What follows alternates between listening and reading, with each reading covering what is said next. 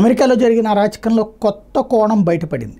ఎవరైతే అక్కడ ఇంతవరకు ఐఎస్ఐఎస్ తీవ్రవాద సంస్థ ఉంది, ప్రపంచవ్యాప్తంగా సిరియాలాగా తయారు చేయాలి. సిరియా అనేది ఎంత దరిద్రంగా ఉంటుందో తెలుసు.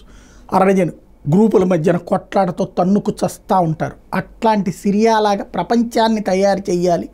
ఇస్లామిక్ స్టేట్ ఆఫ్ సిరియా అన్నమాట అది.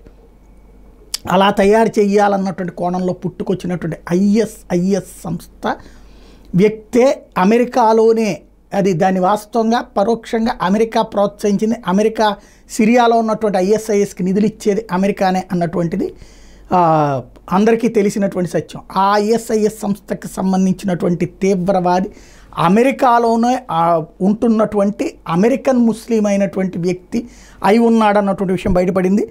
అతడి పేరు జబ్బార్. నిన్న ఒక పికప్ ట్రక్తో తీసుకెళ్ళి అందరినీ గుద్దేసి అక్కడ అందరూ పండగ చేసుకుంటూ ఉండగా, ఫుట్బాల్ కోసం వచ్చిన అభిమానులు అందరూ న్యూ ఇయర్ సంబరం చేసుకుంటుండగా వెళ్ళి దొరికిన వాళ్ళని దొరికినట్టు గుద్దేశాడు.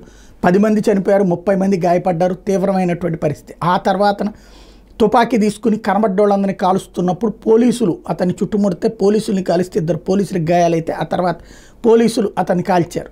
ఓవరాల్గా అమెరికాలో కూడా ఉగ్రవాద చర్యలు ఇంతవరకు ఉన్మాదపు చేష్టలను సరిపుచ్చారు. ఇప్పుడు ఎందుకంటే వాడి ఆ పికప్ ట్రక్లో ఐఎస్ఐఎస్ జెండా కూడా కనిపించింది. తద్వారా క్రమంగా అమెరికా తీవ్రవాదుల చేతులకు ఇంతకుముందు జరిగినవి కూడా తీవ్రవాద చర్యలే కాదని కవర్ చేసుకునే ప్రయత్నం చేశారు. ఇప్పుడు పీక్ స్టేజ్కి వెళ్ళింది.